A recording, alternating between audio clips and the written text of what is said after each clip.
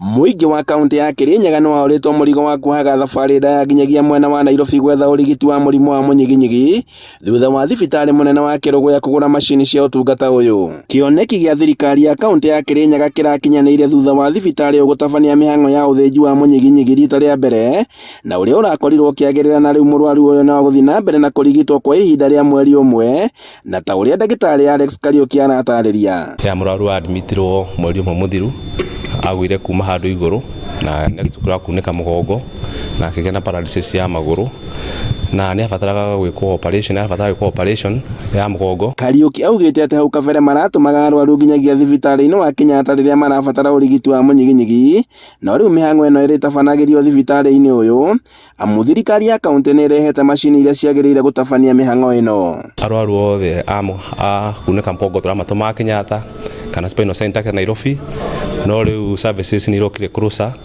na nĩtũrahota gwĩka nĩ ũndũ equipment twĩnayo thibitarĩ ĩno njerũ na mandagĩtarĩ marĩa twĩnamo gũkũ. Abithaa mũnene rũhonge-inĩ rwa ũrigiti Stanley Mũrĩithi augĩte atĩ nĩ kũrĩ na arigitani a kũigana thibitarĩ-inĩ ũyũ, macini cia kĩrĩu na ndawa, na ũguo mũingĩ ndũgũtangĩka rĩngĩ ũgĩcaria ũrigitani. Thibitarĩ ĩno nĩ yao na ĩna equipment cia kũigana.